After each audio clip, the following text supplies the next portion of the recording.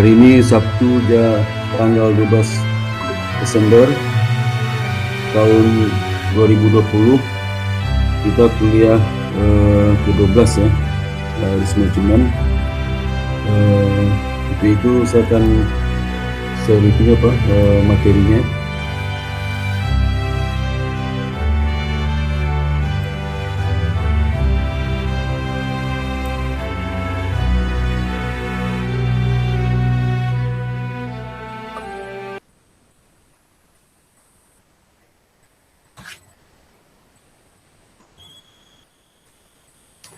Assalamualaikum warahmatullahi wabarakatuh.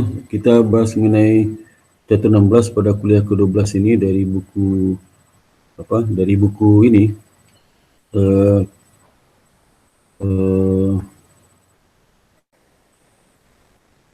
buku risk management ya, risk management karangan di Saunders ya. Nah, jadi overland sheet itu aktivitas overland sheet itu aktivitas yang terkait dengan komitmen yang dibuat oleh lembaga keuangan ya, di mana komitmen itu akan dilaksanakan setelah ada perjanjian itu ya ke depan. Contoh seperti komitmen loan ya, contoh dari salah satu contoh itu overland sheet, bank ngasih kredit, kemudian nanti dia tantangan PK dengan nasabah ya, dan setelah itu nasabah akan menarik kreditnya ke bank. Sehingga bank punya komitmen harus menyediakan dana kredit yang akan ditarik oleh nasabah tersebut ya. Dan seperti contoh lagi seperti garansi bank ya, garansi bank juga sama. Jadi bank berkomitmen untuk menggaransi kegiatan kontrak pihak ketiga kepada nasabah yang pihak ketiga ya. Nanti apabila nasabah bank itu yang tangan si bank itu mengalami prestasi, nanti bank akan bayar kepada pihak ketiga tersebut. Juga seperti SMBLC ya. Dan juga transaksi-transaksi yang seperti misalnya transaksi derivatif ya. Transaksi derivatif yang terkait dengan turunan dari underlying aset ya. Itu juga nanti akan laksanakan setelah tantangan kontrak itu ya. Bisa 3 bulan lagi, 2 bulan lagi dan sebagainya. Jadi transaksi hedging ya. Nah, kita tahu dalam overland sheet ini nanti kita akan bahas terkait dengan risiko terkait dengan aktivitas overland sheet ini. Aktivitas overland sheet ini seringkali dirancang ya untuk mengurangi risiko melalui lindung nilai atau disebut juga dengan hedging ya, dengan sekuritas derivatif dengan cara lain. Namun seperti yang ditunjukkan oleh beberapa peristiwa baru-baru ini, risiko overland sheet bisa dampaknya sangat besar terhadap lembaga keuangan itu, bisa mengalami kerugian cukup besar ya. Jadi kebijakan regulasi telah diubah sebagai akibat dari penyalahgunaan akuntansi dan praktik tidak etis lainnya. Dan nanti kita akan jelaskan berbagai overland sheet activity ya, kemudian dampak overland sheet terhadap risk exposure, return performance dan solvensi dari lembaga keuangan. Juga nanti kan kita jelaskan perbedaan masing-masing jenis overland sheet dan risikonya tersebut. Dan bagaimana peran overland sheet activity dalam mengurangi risiko yang dihadapi lembaga keuangan. Dari perspektif penilaian, aset dan liabilitas overland sheet memiliki potensi untuk menghasilkan arus kas masa depan yang positif atau negatif. Kemudian biaya dari kegiatan overland sheet itu menyediakan sumber utama pendapatan yang tidak menarik bagi banyak lembaga keuangan. Karena pendapatan terbesar kebanyakan dari kredit. Jadi terus terang aja kegiatan overland sheet ini seperti yang saya sampaikan sebelumnya, itu porsinya tidak begitu banyak ya.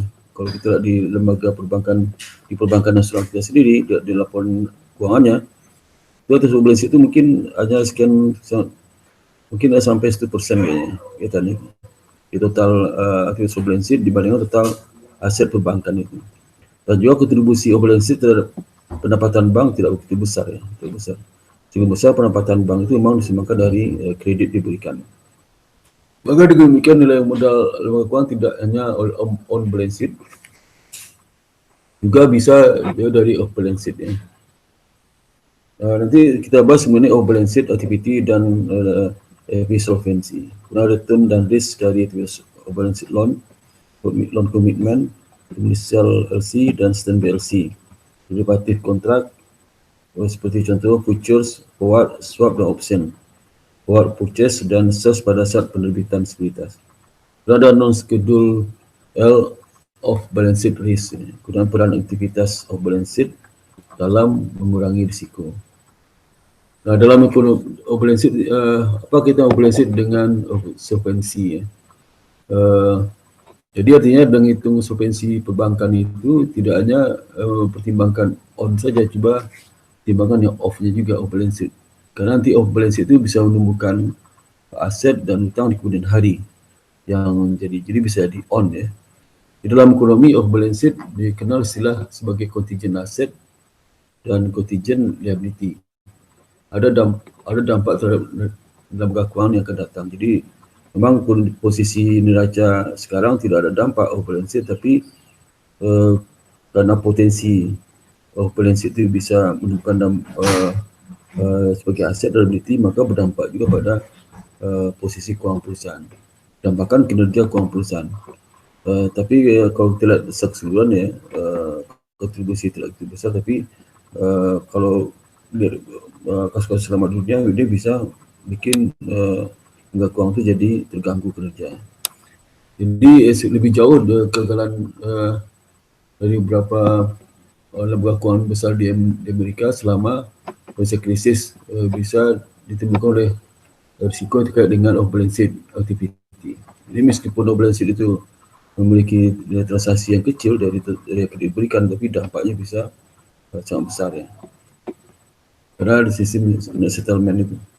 Kemudian investment bank ya. Seperti contoh timbul contoh pada investment bank itu kasus Brothers, Bear, Steam dan Merrill Lynch. Ada kasus pada lembaga saving institution itu Washington Mutual. Kemudian pada perusahaan-perusahaan asuransi seperti AIG juga ada kasus terkait dengan kerugian timbul dari aktivitas balance sheet. Kemudian commercial bank, contoh seperti Citigroup ya. Kemudian perusahaan finance, perusahaan keuangan, lembaga keuangan, itu CIT Group, dan juga governance sponsor agency, lembaga-lembaga sponsor pemerintah, seperti Fannie Mae dan Freddie Mac itu sudah kena kasus kerugian yang disebutkan oleh off balance sheet activity. Dari perspektif penilaian lembaga keuangan, off balance sheet asset dan off balance sheet liability mempunyai potensi future cash flow. Jadi ada dampak kepada future cash flow positif ataupun negatif. Aktivitas off balance sheet ini itu mengkaitkan dengan disposal dan performa dari lembaga keuangan, menambahkan disposal formula lembaga keuangan. Dan ini contoh kasus kerugian yang luar biasa besar yang disebabkan transaksi derivatif yang ditemukan di beberapa lembaga keuangan ya. Seperti bulan Oktober 94 itu kasus Bankers Trust ya, di mana mengalami kerugian sebesar 200 juta US dollar ya. Kemudian juga 21 juta US dollar ya. Ada dua yang terlibat ya. Kemudian Februari 1995 itu Barings ini terkenal kasus tahun 95 itu di mana dia termasuk investment bank tertua di Inggris ya. Sudah ratusan tahun umurnya. Kemudian karena transaksi terkait dengan derivative trading ya, perdagangan derivatif yang dilakoni oleh Nicholas Lesson, maka lembaga ini rugi sebesar 1,38 triliun US dollar. Jadi bagi sekitar kalau dikali 10 138 mungkin 10 13 10 berarti 10 38 mungkin sekitar 20 triliun ya. Triliun kena.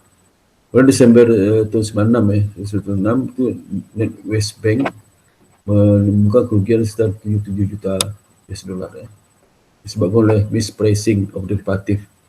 Kemudian dalam tahun 97 ada kecil lagi di mana Diamond Corp itu former trader, jadi mantan pedagang dari Middle Bank New York branch ya, itu menyebabkan kerugian ini tidak disebutkan tapi cukup besar juga kerugian itu. Nah, kemudian November 97 Chase Manhattan itu menemukan kerugian kurang lebih 200 juta US dollar. Kemudian seperti Januari 98, Union Bank Switzerland juga mengalami kerugian karena aktivitas terkait dengan derivatif ini. Agustus sampai September 98, long term capital management juga mengalami kerugian sebesar 1,25 triliun US dollar atau sekitar 1,25 miliar dolar dolar.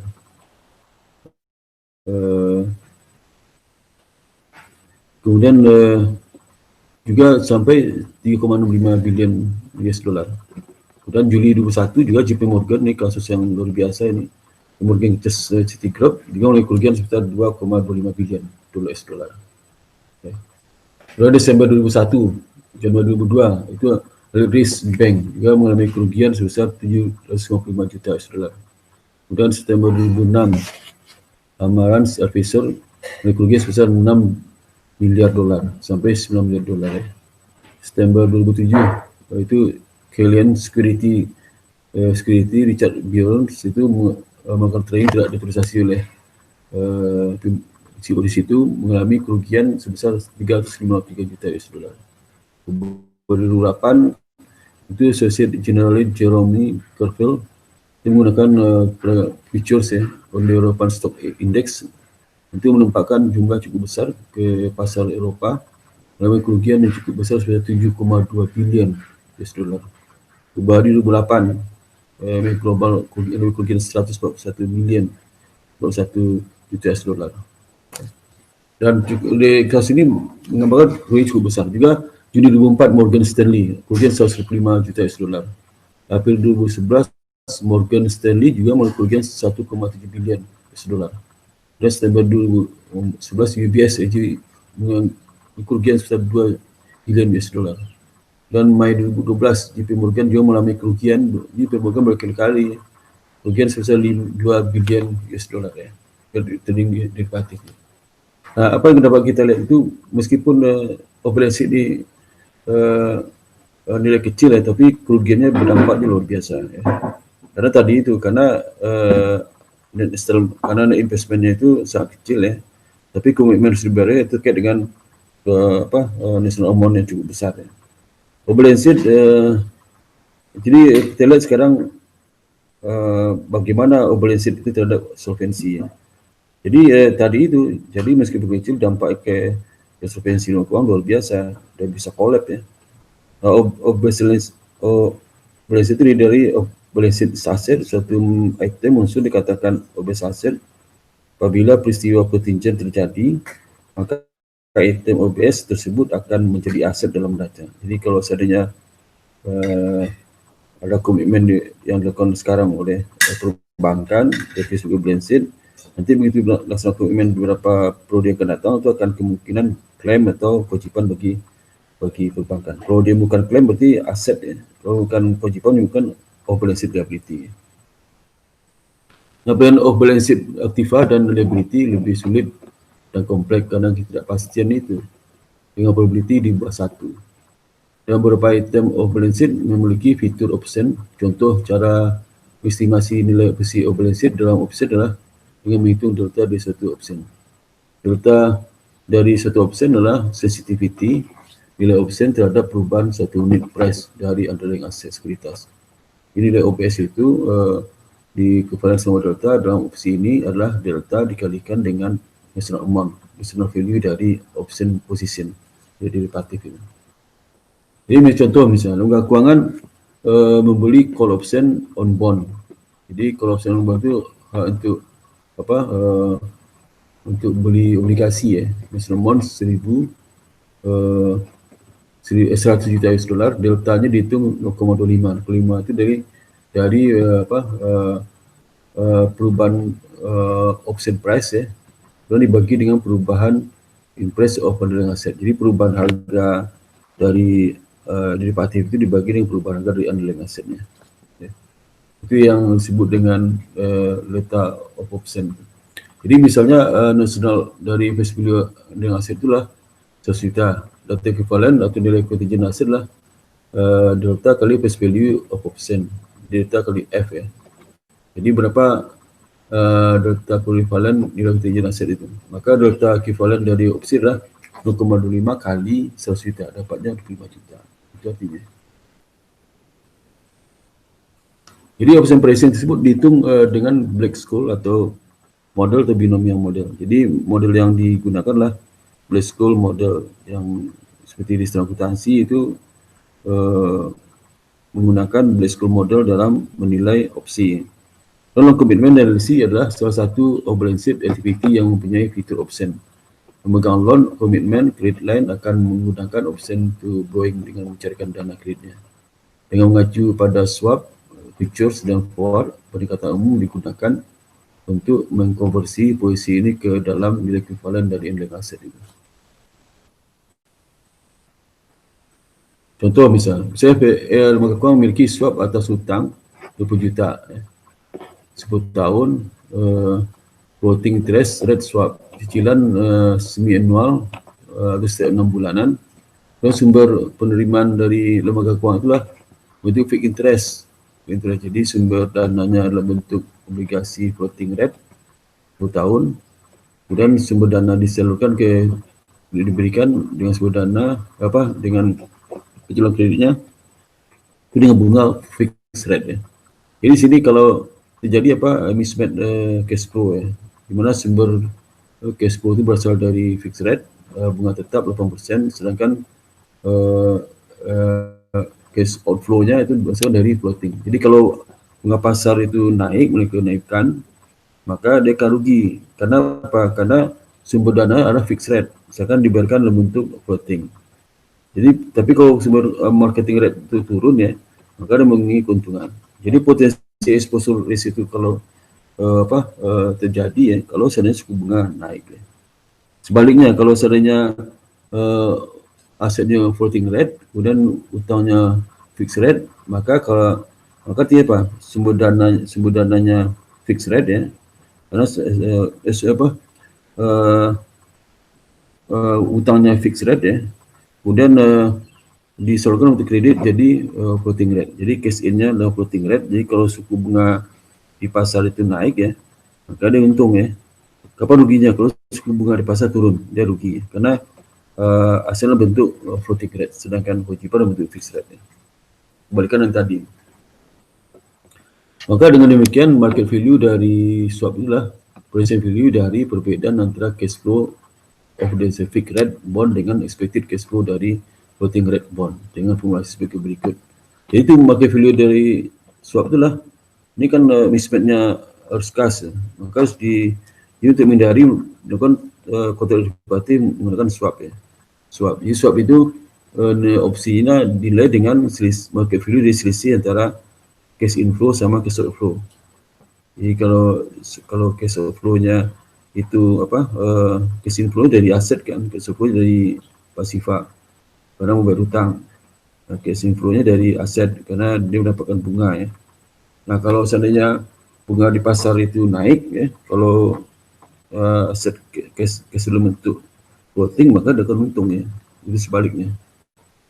Jadi misal tadi misal market value dari swap adalah 3% dari nominal, maka market value of swap-nya adalah 3% kali 20 juta. Karena normalnya 20 juta tadi itu.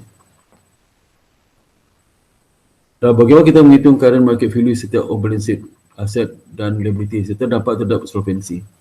Jadi balance sheet dampak terhadap solvency. Artinya dalam contoh ini hitung solvency bank itu tidak hanya on balance sheet, jadi off balance sheet. Jadi kalau off balance sheet sudah tambahkan on balance sheet, kita hitung solvensinya. Contoh seperti ini, misalnya di neraca sebelum ada off balance sheet. Jadi equity-nya 10, utang 90, hasilnya 100. Jadi current sama dengan equity bagi dengan dengan aset, jadi 10 bagi 100, jadi 10% artinya current-nya. Nah, kalau ada off balance sheet dimasukkan, off balance sheet ada 50. Jadi market value dari contingent asset, kemudian market value dari contingent liability 55. Jadi contingent asetnya 50, contingent market value liability 55. Maka secara total aset on off adalah 150, maka total dari pasifa on off itu 150 juga. Akibatnya apa? Akibatnya karena portfolio contingent liability 55, maka mengurangi net equity sebesar 10 jadi 5. Sehingga kita bisa hitung ya, ini terdapat kelebihan nilai pasar contingent liability terhadap nilai pasar contingent asset sebesar 5. Dengan timbul klaim maka aktivitas berkurang menjadi 5. Karena contingent liability-nya itu 55, contingent asset 50. Jadi netnya contingent itu berada di posisi liability 5 ya. Maka mengurangi aktiva bersih jadi 10 kurang 5 jadi 5. Maka capital to asset ratio turun menjadi 5% ya, 5%. Karena 5 bagi 100 ya, 10% tanpa mempertimbangkan overbalance sheet ya. Sehingga overbalance sheet dapat menurunkan solvensi yang berdampak pada kenaikan risiko. Jadi pada posisi di mana overbalance sheet liability lebih tinggi, itu dapat mengurangi akar dari lembaga keuangan itu sebaliknya. Nah, bagaimana return and risk dari aktivitas overbalance sheet ini? Jadi dengan mengaktifkan aktivitas overbalance sheet, bank mengharapkan base income meningkat dalam upaya untuk meng-offset penurunan margin spread dari aktivitas bisnis utamanya. Dari data perbankan di Amerika tahun 1900 sampai 1997, terdapat jenis aktivitas overbalance sheet yang utama itu seperti loan commitment, passive LC, dan LC futures forward contract, kemudian swap ya.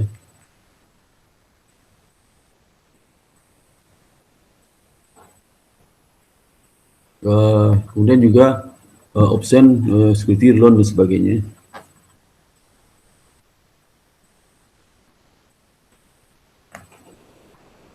Nah, kemudian kecenderungan peningkatan aktivitas overbalance sheet yang dilakukan oleh perbankan di Amerika ya. Amerika.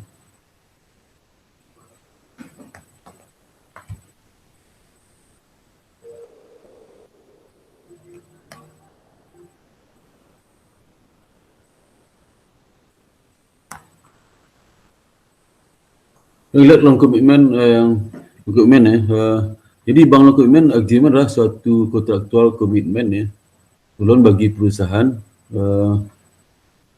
dengan jumlah maksimum tertentu pada tingkat bunga tertentu ya. Misalkan kalau pagu pinjaman lah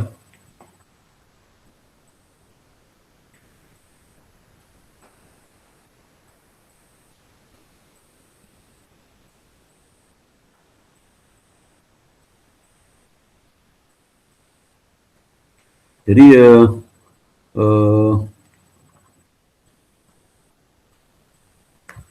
jadi misalnya pagu pinjaman di 10 juta dengan tingkat bunga 12%. Maka si peminjam memiliki opsi untuk menarik pinjaman sesuai dengan loan commitment agreement LCA. Jadi kalau di segi pinjaman 10 juta ya si nasabah tarikan maksimal 10 juta ya, 10 juta dengan bunga 12% setahun. Kemudian bank membebankan fee di muka sebesar 8% dari komitmen atau 12.500 itu kalau di saya itu provisi kredit misalnya. Dengan adanya komitmen ini maka bank harus siap mensuplai dana sebesar 10 juta setiap saat sepanjang periode komitmen ya. Bank membebankan borrower dengan back end fee bila borrower tidak menggunakan pinjaman sampai dengan periode tertentu di periode ya, dikenakan itu. Jadi back end fee ini kalau di sini namanya commitment fee ya. Itu misal contoh misal kalau debitur itu akan menarik 1 Februari 2020 misal 10 juta atau nggak narik ya, menarik baru tariknya 1 Agustus, maka dikenakan commitment fee 1 Februari sampai 1 Agustus, berapa bulan dan bagi 12 kali commitment fee dikali nominal dikenakan itu. Kalau sampai akhir tahun nggak narik ya, berarti 1 Februari sampai Desember, berarti 11 bulan bagi 12 dikali komitmen fee-nya dikali nominal. Itu beban yang diberikan oleh bank kepada debitur.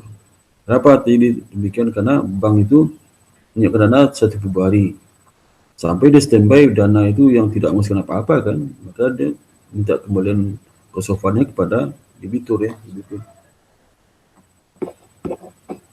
Jadi jika hanya menggunakan dana 8 juta misalnya, dari 10 juta itu selama setahun, maka fee yang dikenakan atas komitmen yang tidak digunakan lah 14% ya, 10%. 10%. Kenapa? Karena maka bank akan menerima fee base sebesar 5.000 14%. 10 juta kurang 8 juta ya, 8 juta. Jadi sehingga ibu dapat digambarkan segi berikut ya. Ya. 10% itu tarif back end fee-nya 10% dikali 2 juta, 2 juta nggak digunakan kalau selama setahun. Kalau baru 8 bulan berarti 8/12 kali 14% dikali 2 juta ya, 2 juta. Kita itu yang belum ditarik ya. Dan terdapat 4 risiko yang muncul dari loan commitment itu interest rate risk, take down risk, credit risk, dan aggregate funding risk. Jadi kita lihat interest rate risk ya. Interest rate itu adalah contingent risk yang timbul dari kenyataan bahwa komitmen awal bank untuk memberikan pinjaman yang tersedia bagi borrower selama periode komitmen dengan fixed rate, dengan fixed interest rate atau variable interest rate. Jadi ada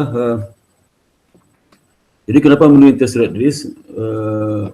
Karena bank itu pada saat dia setuju pemberian kredit kepada debitur ya, pada saat tangan itu bunganya 12%. Begitu dia tarik, mungkin 12% bisa fix tahun ya.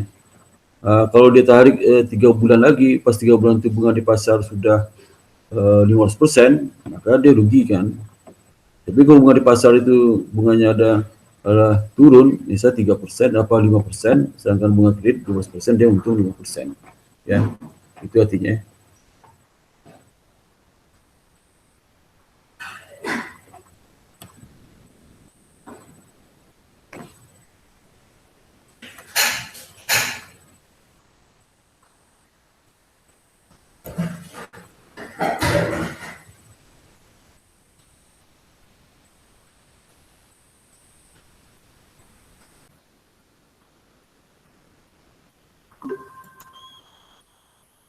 Jadi misalnya bank memberikan loan komitmen sebesar 10 juta dengan interest 12% selama setahun. Jika cost of fund biaya dana dari pasar uang lebih besar dari tingkat bunga ya, tingkat bunga. Ini coba sini.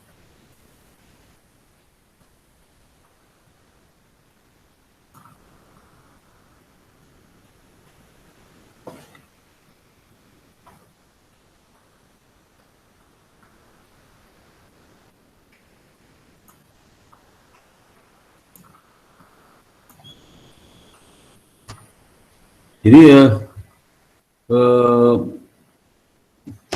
bank memberikan loan komitmen sebesar 10 juta dengan interest 12% selama setahun. Jika cost of fund biaya dana dari pasar uang lebih besar dari tingkat bunga 12%, jika spread negatif atau di bawah 12%, tetapi spreadnya kecil untuk menghadapi kerugian ini, maka bank harus menguranginya ya. Salah satu cara lembaga keuangan dapat mengendalikan risiko ini adalah dengan membuat komitmen rate float dengan spot loan rate ya. Jadi contohnya dengan membuat indeks loan komitmen terhadap prime rate. Jadi caranya dia menggunakan spot loan rate ya, sama rate float ya, komitmen rate float dengan tingkat bunga floating ya. Jadi kalau seandainya pada saat penaikan terjadi perubahan suku bunga, dia mengacu pada bunga pasar ya, bunga pasar. Di pasar tantangan komitmen loan itu bunganya 12%, maka saat penarikan 3 bulan lagi bunga 13%, dipakai 13%. Jika prime rate timbul selama periode, maka cost of commitment loan dibebankan kepada borrower. Ya, dengan demikian borrower membayar market rate sebagai dampak pada saat penaikan komitmen. Jadi bunga sebesar bunga pasar ya, karena floating. Misalkan jika prime rate 1% tetapi cost of fund 1,5%, maka spread antara indeks komitmen loan dan cost of interest adalah 0,5%. Jadi spread risk ini sering disebut juga dengan risk ya.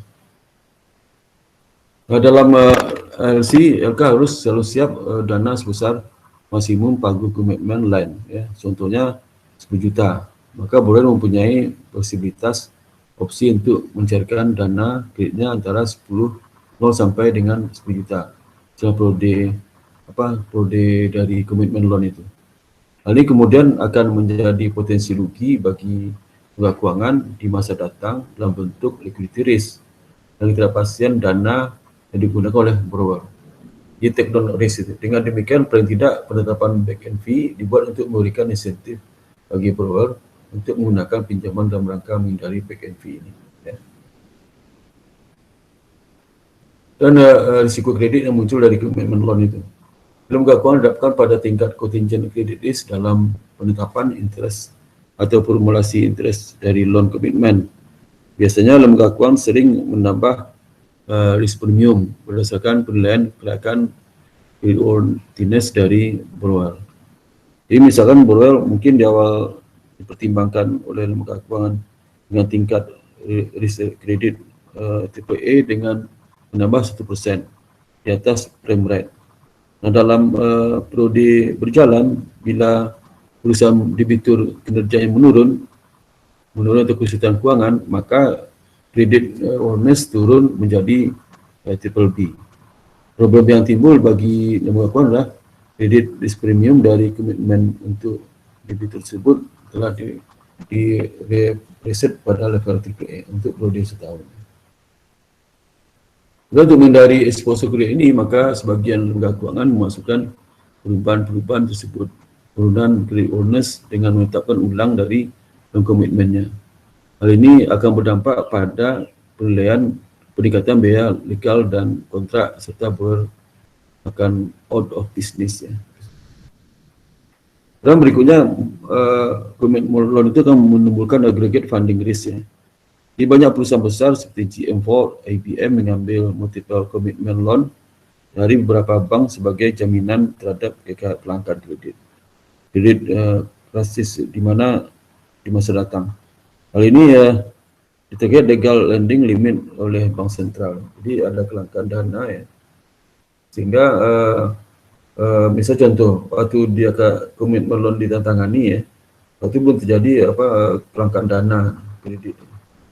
Bunganya masih 300%. Ya. Tapi begitu dicairkan oleh debitur pada saat terjadi kelangkaan dana, bunga pasar langsung naik, ya. Langsung naik karena banyak permintaan terhadap dana. 13 jadi 15%. Nah itu. Kenaikan itulah yang menyebabkan si perbankan itu mengalami kerugian. Selain adanya penggunaan dana dari berbagai bank oleh satu borrower, karena dalam rangka menggeser loan supply function ke kanan pada semua tingkat bunga.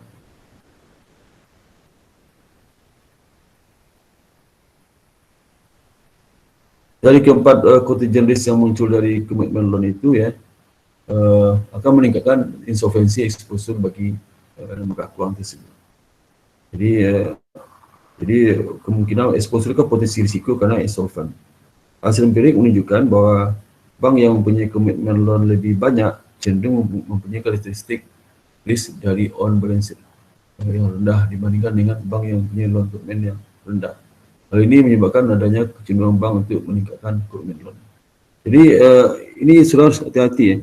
Jika komitmen loan yang meningkat, maka risiko DPI oleh perbankan itu lebih rendah ya. Kalau lebih tinggi, lebih rendah. Jadi kalau komitmennya meningkat ya, maka risk dari on balance itu semakin rendah. Tapi kalau komitmennya kecil, maka risiko lebih tinggi ya, tinggi. Dalam fee yang dikenakan dalam penerbitan LC dan berikutnya komersial LC dan semi LC ya. Jadi ada komitmen loan sama jenis balance lah komitmen LC dan semi LC. Dalam fee yang dikenakan dalam penerbitan LC dan semi LC, lembaga keuangan menambahkan contingent future liability mereka. LC dan SBLC merupakan penjualan garansi oleh lembaga keuangan untuk menjamin kinerja dari pembeli jaminan tersebut. Beberapa risk exposure akan dihadapi oleh lembaga keuangan dalam pelaksanaan aktivitas LC dan SBLC. Balance sheet di bawah ini.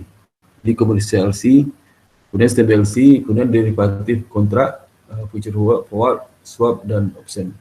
Forward purchase and sales of when issued security loan swap ya. Ini tidak komersial LC ya. Dari situ risk kredit kemungkinan muncul dari LC komersial itu apabila importer tidak bayar ke bank importer.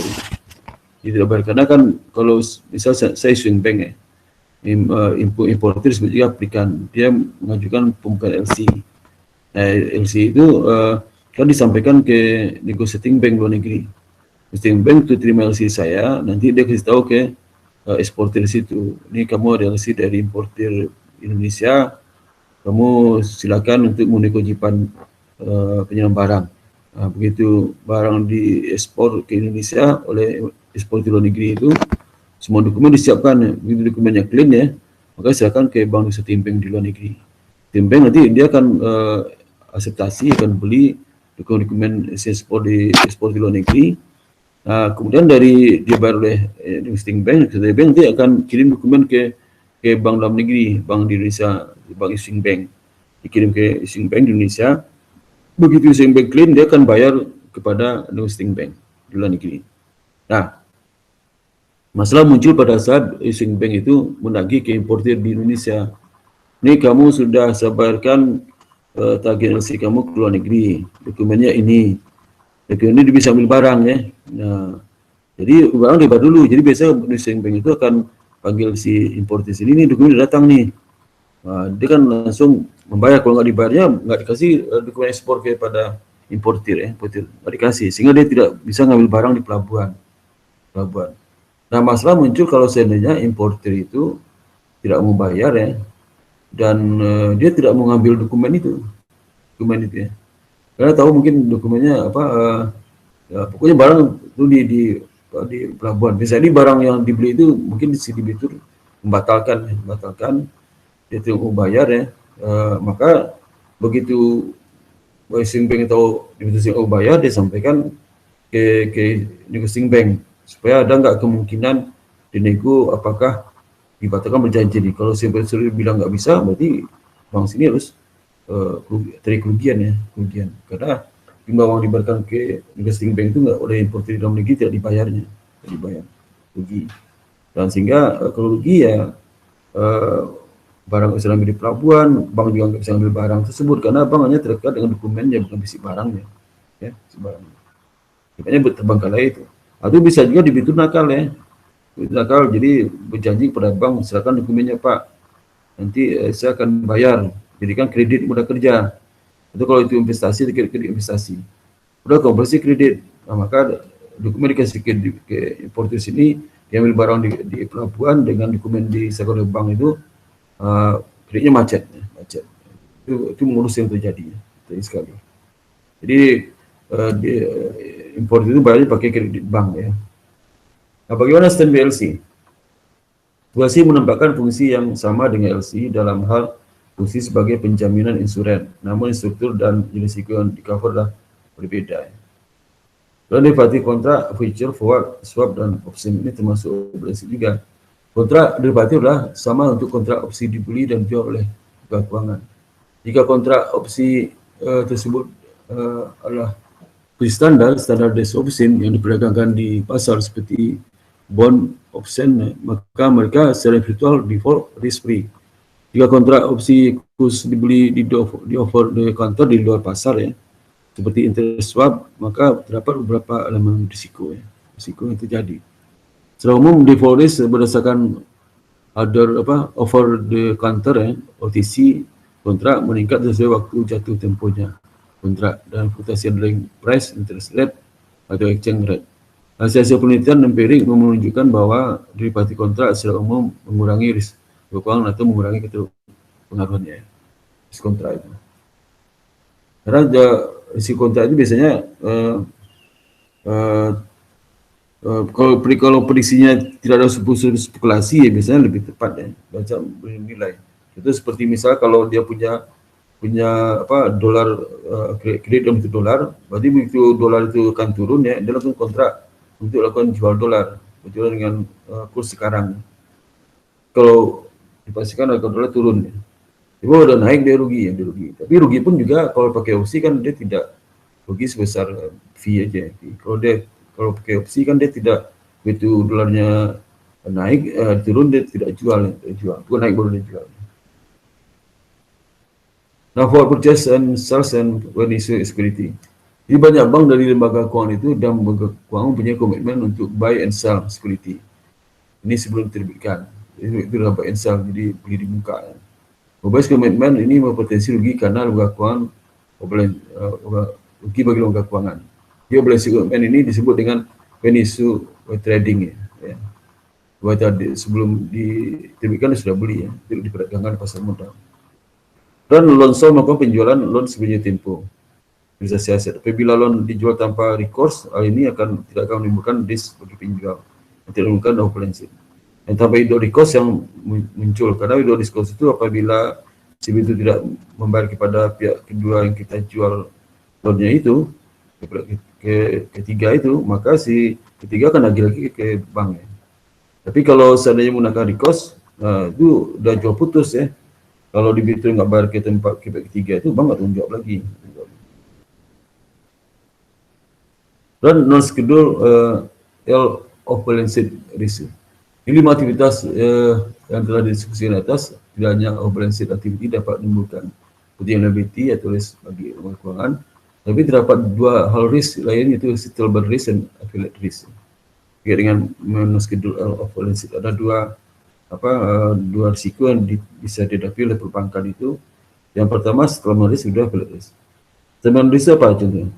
Jadi ini bank A mentransfer ada message jam 11 kepada bank Z. Boleh chip. Jadi chip itu clearing host interbank payment system. Kalau di sini mungkin clearing. Di Amerika seperti chip. Dan catatan basic cash diambil dari bank sentral akhir hari. Basic bank ya. Jadi kalau bank itu transfer ke bank Z ya, uang, maka bank Z itu kan ini transfer melalui itu kan clearing kan. Nah, baru diambil setelah siang hari. Kalau ada keputusan di bank sentral bahwasanya dana bank A di bank sentral itu ada, jadi bank Z bisa ngambil sorenya. Ya. Nah, bank Z berdasarkan transfer pada jam 11 itu, ya, kan dia butuh uang siang itu, ya. Karena kalau butuh uang siang, pagi lah butuh uang pagi, sedangkan uang itu baru terima sorenya di bank sentral. Sehingga dia pinjam ke bank Y, nanti memenuhi kewajiban yang pagi itu. Karena dari bank sentral dia terima di bank A, kan baru sorenya terima uang tunainya.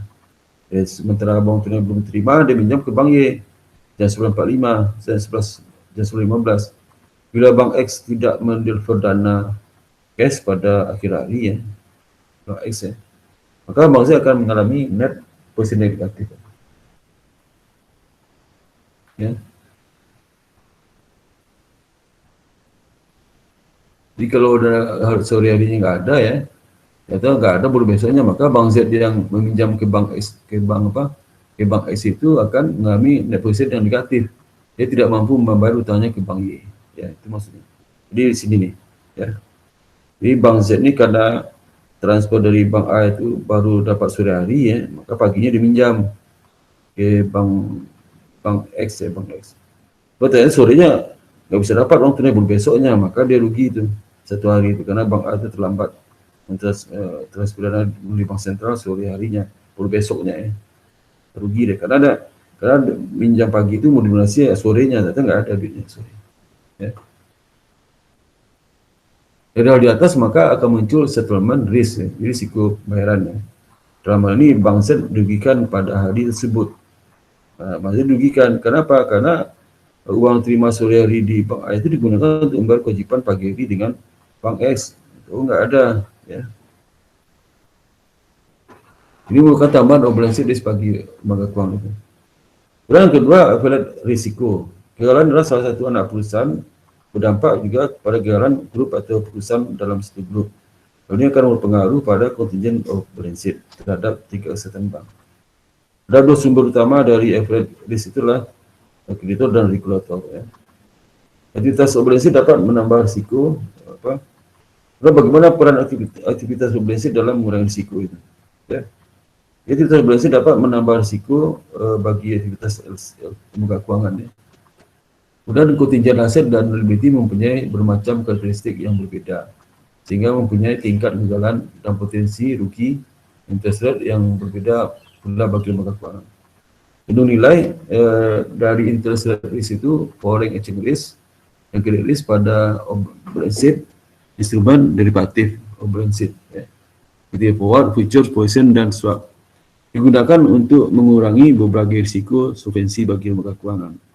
Jadi risiko yang dihadapi dengan menggunakan instrumen balance sheet derivatif adalah lebih kecil dibandingkan dengan solvency risk yang dihadapi oleh lembaga keuangan itu.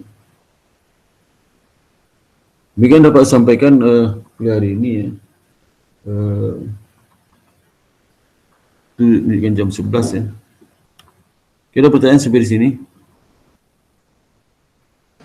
Belum ada, Pak. Belum ada ya.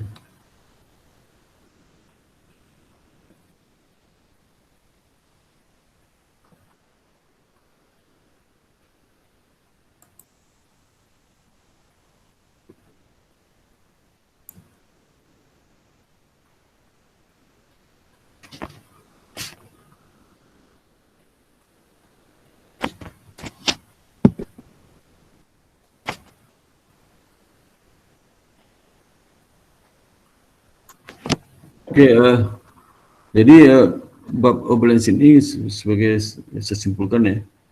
Jadi transaksi yang balance sheet itu bisa berpotensi risiko bagi perbankan ya. Jadi mulai dari komitmen loan ya, ada risiko suku bunga, ada risiko apa tadi risiko ini, ada 4 risiko yang ditimbulkan ya, risiko kredit ya, ada lagi risiko apa, dampak risiko yang dimunculkan dari komitmen loan itu. Nah, kemudian kalau untuk yang ada SMBLC juga risiko kalau seandainya kalau LC dan SMBLC risiko kalau seandainya impor itu tidak bayar kepada perbankan. Jadi perbankan sudah bayar ke Setting Bank, si impor itu nggak bayar ya. Kalaupun bayar pakai dikaki sebagai kreditnya macet itu ya, macet. Yang ketiga lah kalau seandainya terkait dengan derivatif ya, derivatif itu seperti swap ya, future, option, dan swap, future, forward ya, itu akan berpotensi menimbulkan kerugian dan bisa laba juga ya. Kerugian itu muncul kalau seandainya ekspektasi dari perbankan itu terhadap underlying asetnya dan yang liability-nya lah tidak tepat ya, tepat. Jadi contoh misal kalau seandainya dia memperkirakan kurs itu naik ya, kalau dia memiliki aset kurs ya, ternyata turun ya. Atau kalau memiliki liability dalam bentuk dolar ya, diperkirakan kalau dia kontrak jangka panjang menggunakan untuk ini, untuk kalau dia dolar hutangnya asumsi apa? Kalau dolar itu naik ya, dia kan rugi. Kalau dia asetnya dolar berarti kalau dolar turun dia kan rugi. Tapi kalau hutang kan kalau naik dia rugi ya. Nah, kalau seandainya ternyata dolar nggak naik, dia turun lah, kan dia rugi sebesar opsi ya, opsi. Kalau dia forward harus beli rugian itu. Itu maksudnya. Jadi kalau dia untung berarti rugi sebesar fee-nya itu.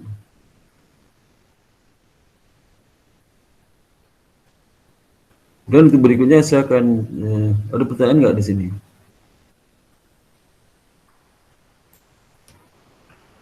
Itu serangnya untuk topik yang forex risk yang kemarin, forex risk sama balance sheet itu terus lulus akuntansi internasional sama keuangan internasional. Kalau nggak sudah bingung ya. Jadi risk management itu ada banyak mata kuliah yang harus dikuasai oleh mahasiswa. Pertama terkait dengan akuntansi keuangan ya, terkait dengan analisa laporan keuangan juga, terkait dengan investasi ya, kemudian pasar modal ya, kemudian juga statistik juga harus menguasai.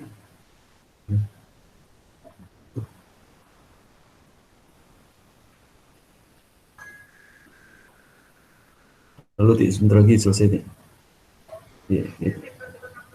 Ya, tunggu ya. Assalamualaikum.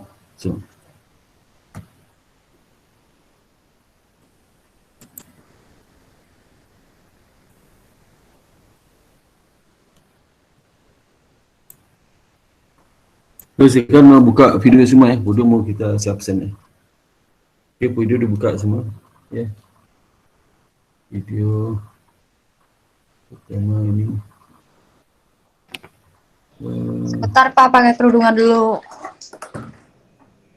Tadi pakai dong, pakai tadi ya.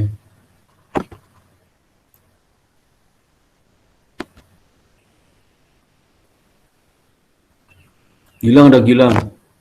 Hadir Pak. Mana Gilang? Hadir Pak.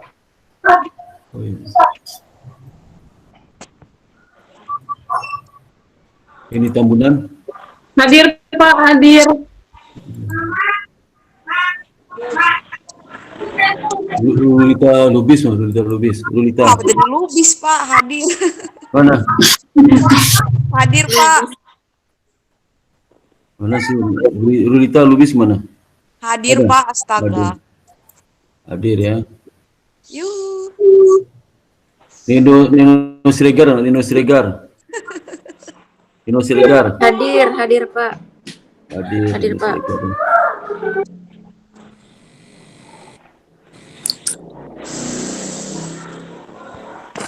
Hadir Pak, hadir.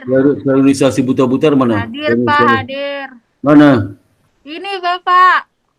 Di mana kelihatan? Ini Bapak, ya Allah. Yang tutup hidungnya itu ya? Iya. Buka tutup hidungnya, biar kelihatan taunya nggak punya hidung gitu. Kan saya nggak punya hidung Pak, ini saya pesek nggak kelihatan. Nggak punya hidung, nggak punya mulut. Ya Allah, ini mulut Bapak. Ini kronisasi buta-butar tadi ya? Iya Pak. Niken Daulay mana? Niken Daulay? Hadir Daulay? Pak, hadir. Hadir. Hadir. Ini orang Batak semua ikut kuliah ya? Boleh. Mana ni?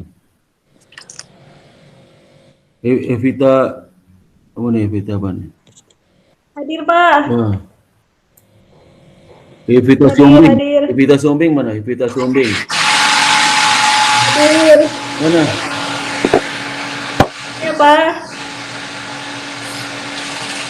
Sombing ya. Ada Pak. Ya. Aljib ni Siahan mana? Pak. Mana? Aljib ni Siahan.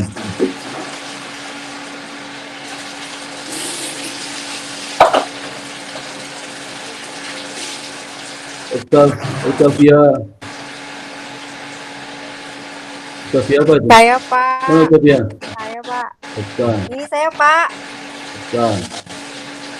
Nikita Mazani, Nikita mana? Saya hadir Pak. Hadir Pak. Hadir Pak. Nikita. Nikita hadir Pak. Nikita mana nggak ada sini? Hadir Pak, hadir. Hadir Pak. Oh Nikita ada. Saya pikir Ajib ni itu.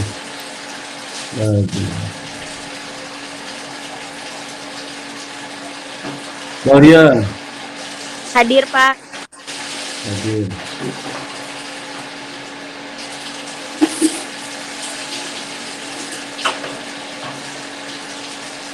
Iqbal. Hadir Pak. Hadir. Kamu ikut acara alumni tu, semua alumni. Belum Pak, belum. Saya nggak ikut. Tinggalan. Elizabeth mana Elizabeth? Elizabeth dah. Mana Elizabeth ni? Waduh, kemana si Elizabeth? Kemarin juga nggak ada ni. Sakit lagi tu. Rizal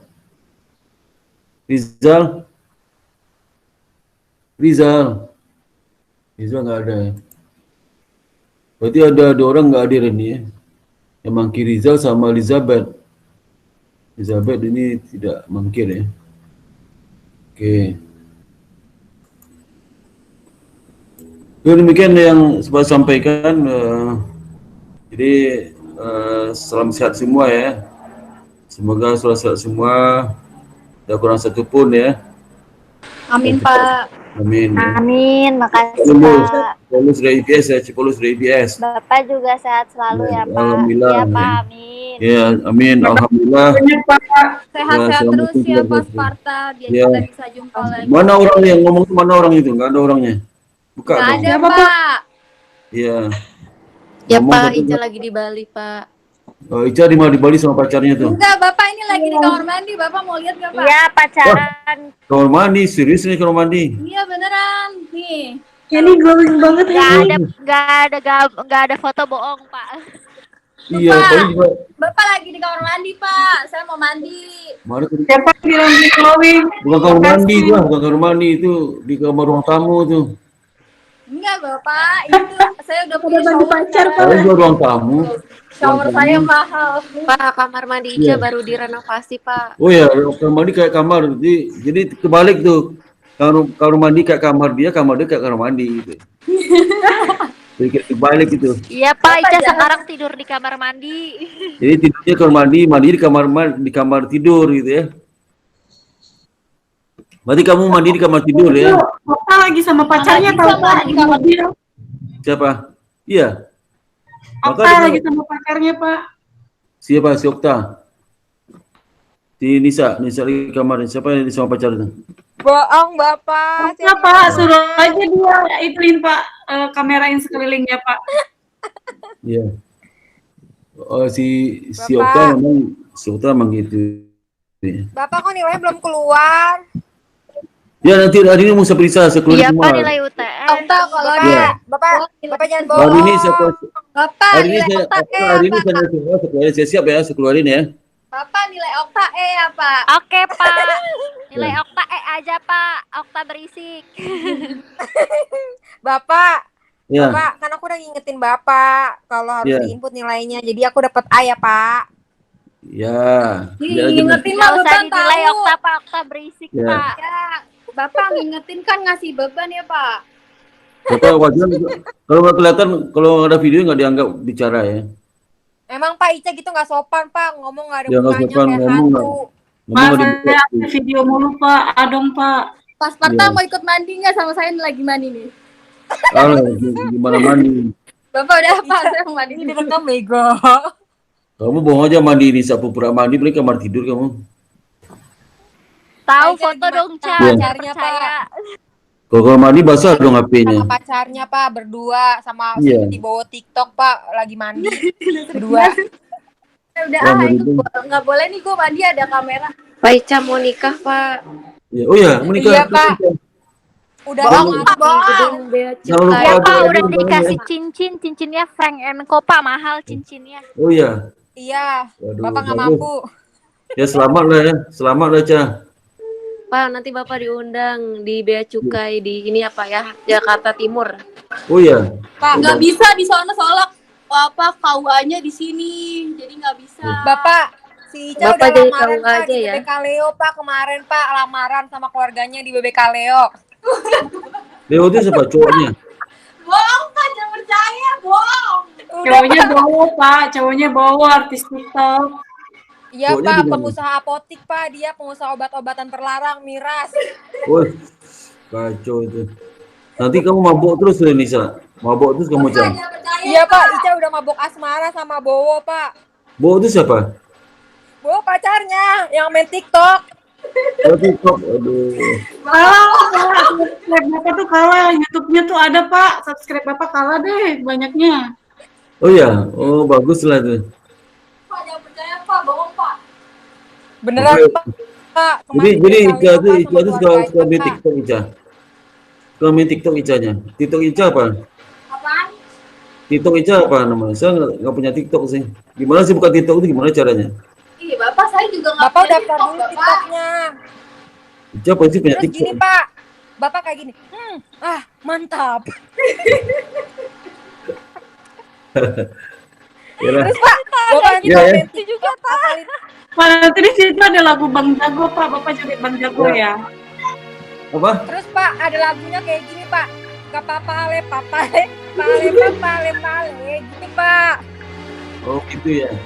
Iya, yang gini, Ya Pak. udah. Iri, bilang, Bos. Kakak. Ya udah ya. Kalau Si Keringat. Ica mau mandi tuh, Ica mau Pak, mandi. Okta kasih aja Pak, Okta berisik Pak. Iya. Yang mandi silakan mandi, yang makan silakan makan ya. Yang mandi silakan. Pak, kalau yang Pacaran, Pak, mau Okta Bapak pacaran. Pak. Apa? Pak, saya mau siap-siap mau sholat dulu Pak, udah mau johor. Sholat Bohong atau Pak, sholat? Ica lagi beli pizza Pak buat Bowo. Iya. Ya deh. Ya udah Ya. deh Pak, saya juga pengen Ya, selamat di sini, Nikene, Pak. si Niken, si Okta, sama Ica. Ica mau mandi sama saya tuh. Tuh Ica mau dimandiin pas Sparta nggak? Iya. Ya, Jangan Pak, dong, datang aja Pak. Pak saya. Mana Saya mau mandi dia di tuh. kamar mandi baru. Iya. Ica lagi itu sekerapan Pak badannya. Iya, bertambah putih badannya. Iya Pak, tapi banyak rambutnya.